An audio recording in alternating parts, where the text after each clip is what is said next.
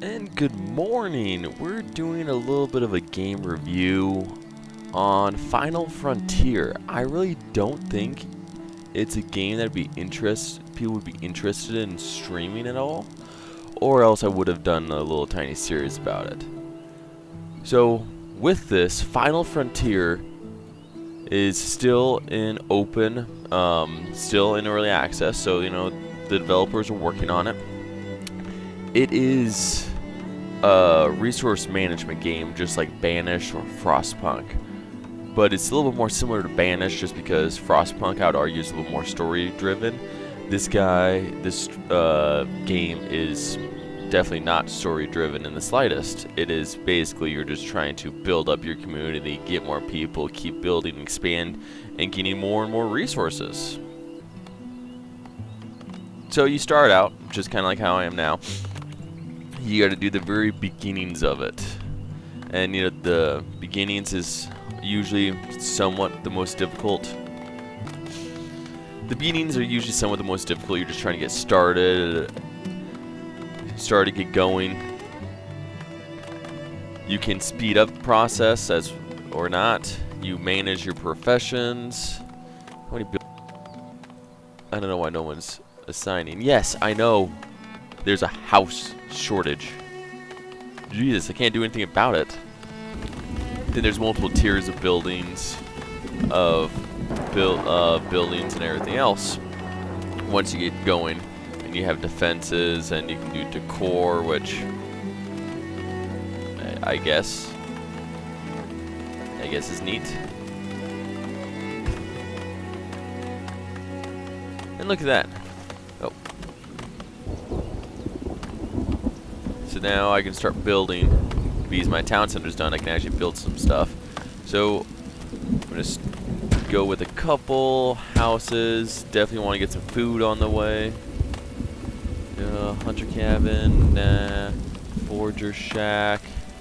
Let's put you there.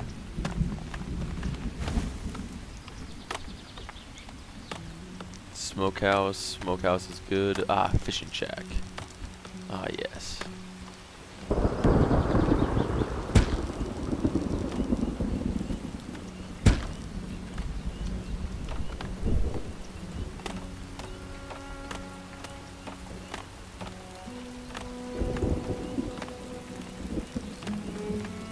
Do a well.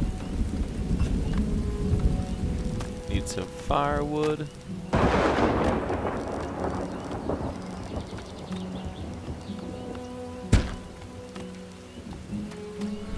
And of course, you need some storage.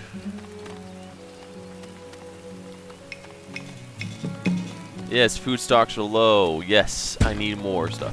So this is a pretty rudimentary,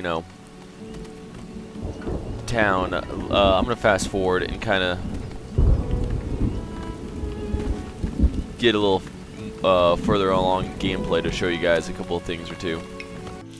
Alright, so pretty basic settlement I have here. Basically I'm out of the woods. Besides, I don't have enough firewood or actual logs. So the big thing is, especially with early game, you can't actually harvest wood or stone unless you have, until you get to tier 2, which is when you're able to build work camps. It is what it is.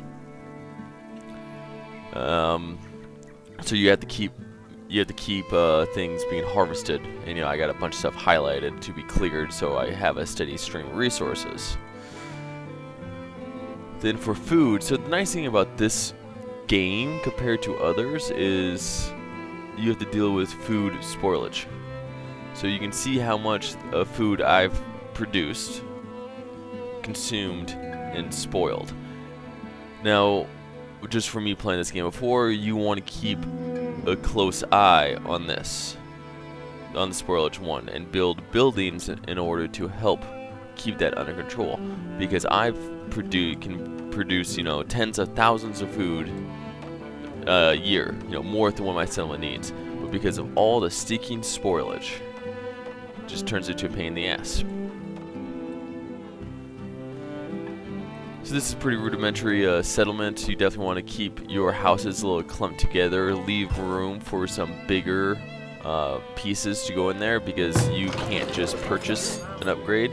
You have to meet all the requirements. So they have location desirability. So the big ways to get location desirability is by building stuff like a market. Well, graveyards don't do that, but you should still build one anyways. School. All that stuff helps. And the more desirable your settlement is, so you get better buildings, so then you get more gold from taxes and everything else. And then, let's see. Alright, let me get reorientated here.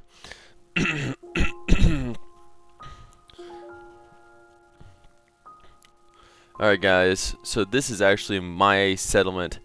This is not my first settlement, this is my second settlement, just because you learn a thing or two when you play the game a little bit and realize, oh, you fucked up a lot of shit.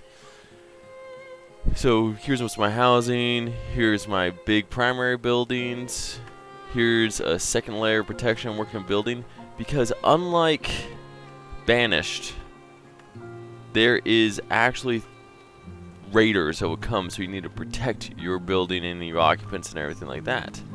Now, usually speaking, with how far I'm in, I tend not to lose resources. Sometimes I do, but it's never that much.